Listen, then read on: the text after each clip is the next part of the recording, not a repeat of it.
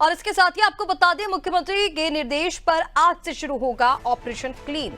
मुख्यमंत्री के निर्देश पर ऑपरेशन क्लीन शुरू होने जा रहा है। नकली और खराब दवाओं के खिलाफ ये ऑपरेशन चलाया जा रहा है। प्रौढ़ रूप से यह अभियान पूरे उत्तराखंड में चलाया जाएगा, जिसकी शुरुआत देहरादून से आज हो रही है। ऑपरेशन क्लीन के जरिए नकली खराब दवाओं को, यानी कि एक्सपायरी डेट की दवाओं के खिलाफ ये ऑपरेशन है। इसको लेकर सर्चिंग जगह जगह की जाएगी। और चलिए, इसी पर ज्यादा अपडेट्स के लिए सोनू हमारे साथ लगातार फोन लाइन पर बने हुए हैं। सोनू, आज से ऑपरेशन क्लीन का आगाज राजधानी देहरादून से होने जा रहा है। इसके जरिए एक्सपायरी जो दवाई हैं उनको हटाया जाएगा, उसके खिलाफ ये ऑपरेशन चलाया जा रहा है। क्या अपडेट है इस ऑपरेशन को लेकर? देखिए, आपने स्वयं इस बात का जिक्र किया ऋषिका कि पहले मुख्यमंत्री पुष्कर सिंह धामी कई दौर की बैठकें कर चुके हैं और यहाँ तक कि जो केंद्र सरकार के संबंधित विभागीय अधिकारी हैं, उनकी टीमें भी यहाँ पर सैंपल लेने पहुंची। और जब सैंपल का परीक्षण किया गया लैब में, उसके बाद जो रिपोर्ट सामने आई वो कहीं ना कहीं चिंता बढ़ा देने वाली थी। और सरकार ने उस वक्त ही ये सच्चाई दिखाना मुनासिब समझा कि जो भी फार्मा कंपनी है, जो भी होलसेलर्स हैं, थोक विक्रेता हैं, रिटेलर्स हैं, इन सभी पर आखिर जो नकली दवाइयां हैं ये कहां से आ रही हैं। और जब पहले विभाग के अधिकारियों ने इसके लिए एक्शन लिया तो कई दवाई जो हैं वो नकली पाई गई, यानी मानकों के अनुरूप सैंपल जिनके लिए गए थे वो सफल नहीं हुई, या हम ये कह सकते हैं कि उसकी गुणवत्ता मानकों के अनुरूप नहीं पाई गई। और ऐसे में अब आज से जो नकली दवाएं हैं, खास तौर से इनके लिए ऑपरेशन चलाया जा रहा है। आज से इसकी शुरुआत हो रही है।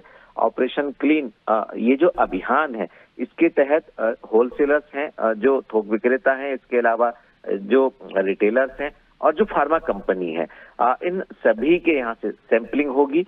और सैंपलिंग के बाद जब लैब में उसकी टेस्टिंग होगी, टेस्टिंग के बाद ये सुनिश्चित किया जाएगा कि आखिर किस तरह के जो कानूनी प्रावधान है संबंधित संस्थान और संबंधित फार्मा कंपनी पर किए जाएंगे। क्योंकि बड़ी मात्रा में ऋषिका उत्तराखंड के कई क्षेत्रों में फार्मा कंपनियां यहाँ स्थापित हैं और ये बड़ी मात्रा में जो दवाइयां हैं उनका उत्पादन करती हैं, तैयार करती हैं। और ऐसे में गुणवत्ता को गंभीरता से लेते हुए केंद्र की सरकार और राज्य की सरकार दोनों ही गंभीरता से नियमों का अनुपालन कराने की कोशिश कर रही हैं। और चूंकि सरकार ने एक संकल्प और भी लिया हुआ है कि साल 2025 के अंत तक देवभूमि उत्तराखंड को नशा मुक्त प्रदेश बनाना है, लिहाजा स्वास्थ्य विभाग की भी जिम्मेदारी है कि एक और जो युवा नशे की लत में डूब रहा है उसको उससे बचाना है, और दूसरी ओर जो दवाइयां बनाई जाती हैं उत्तराखंड के अलग अलग क्षेत्रों में